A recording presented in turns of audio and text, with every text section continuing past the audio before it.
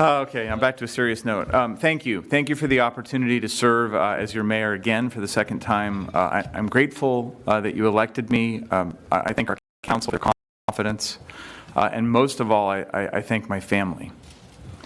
They know they're always first, but they've been excessively patient and supportive of my passion for our city.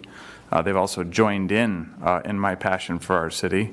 Last Sunday was incredible, referring to the tree lighting event. And for the time and energy that it really needs. I'd like to begin sort of my more formal thoughts by sharing a recent post by a city manager that I follow. His name is Brooks Williams. And Brooks is an active city manager in Ferris, Texas. It's a suburb in the Dallas area. And he frequently posts on LinkedIn. He's written multiple books focused on public service. So here was his post. There's a moment in almost every council meeting that no one writes about. It's the moment when everyone in the room knows something is off, but no one's willing to say it. We talk a lot about transparency, but we rarely admit how much energy is spent managing emotion instead of confronting reality. Local government has become very skilled at producing the appearance of alignment. We smooth out language, we avoid naming root causes, we frame decisions in vague terms that offend as few people as possible. We host listening sessions that are more about proving we listened than about changing course. We write updates that sound responsible and calm while quietly stepping around the one sentence that would actually make people uncomfortable. The culture around us rewards that behavior, doesn't it? If you say something precise, someone will record it, clip it, distort it, and feed it into whatever narrative they already believe. So we learn to speak in fog. We say enough to sound responsive, but not enough to be pinned to anything concrete. We describe pressure without naming who's applying it. We describe risk without admitting whose choices created it. There's a cost to that habit.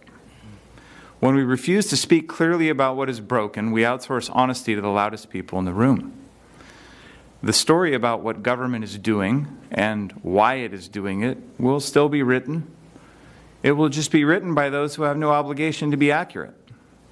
They will happily fill the silence. We leave. We see the results every day in local government. Rumors travel faster than facts. Cynicism hardens. Staff begin to assume that telling the truth is a liability, not a duty. Elected officials learn that performance gets more immediate rewards than patience, and the quiet professionals who hold the city together start to wonder, is it worth it? Public administration has participated in its own weakening, not because people are cowards, but because we have gradually accepted that our primary job is to keep things calm. The problem is that you can have calm on the surface and rot underneath. At some point, we all have to decide what our work is actually for. If the purpose of local government is to protect the long-term health, safety, and viability of the community, then comfort cannot be the measure. We might have to be willing to lose a little admiration in order to keep a city standing. We do not need more polished language about leadership or more quote-unquote thought leadership.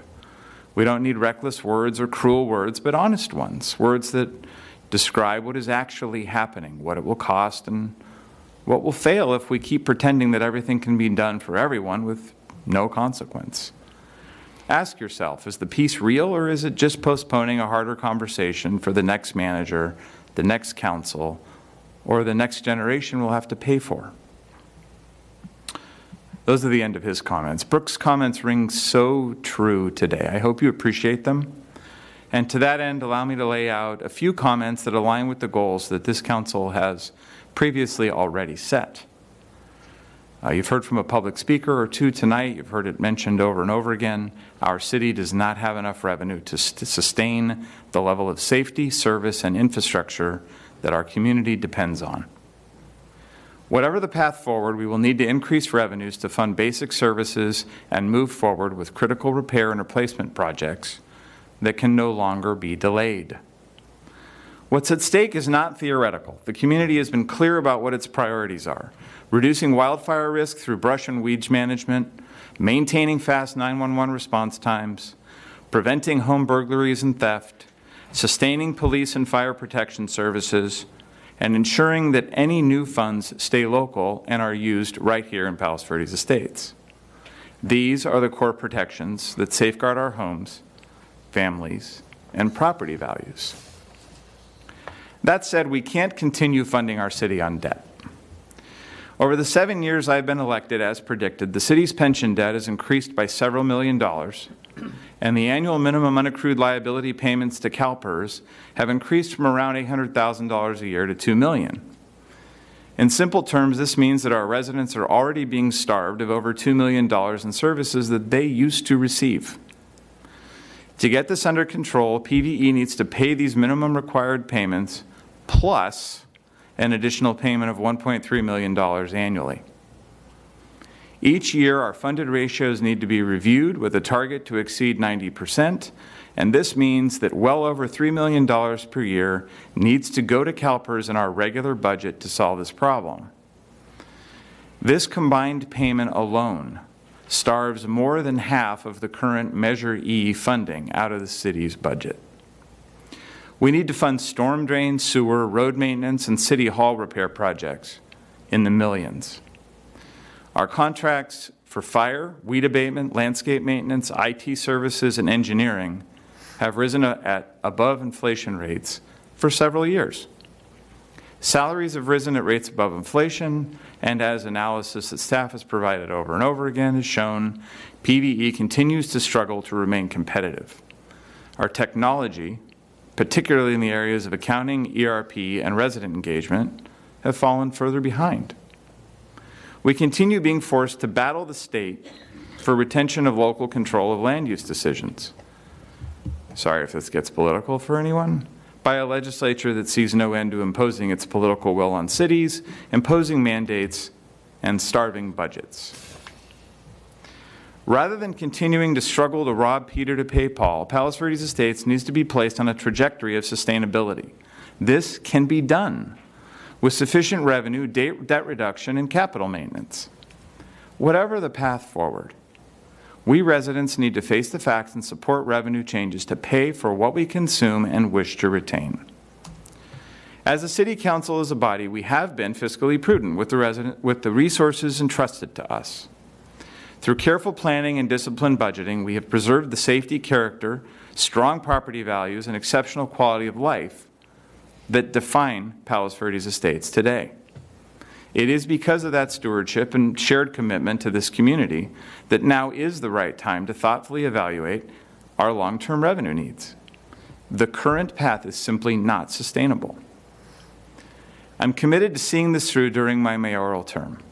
I would like to ask our council to re-engage with our Finance Advisory Committee to evaluate the combination of revenue expense challenges as we do collaboratively develop this path going forward. I sincerely appreciate the trust that my fellow council members and residents have placed in me. I look forward to working together over the next several months to drive the city's trajectory towards stability while we continue to defend and protect our history and our way of life. Lastly, I want to specifically express, as others have, my appreciation to all of those that volunteered, donated, and pulled off an unbelievable tree lighting event on Sunday evening. None of it would have been done without you. Thank you specifically to Tony Trutanich and to Beach City Christmas Lights for lighting the plaza, the trees in Malaga Cove and Lanada Bay, and for your support of our efforts. And to all of you, please accept my best wishes for a Merry Christmas, a Happy Hanukkah, and an absolutely joyous holiday season.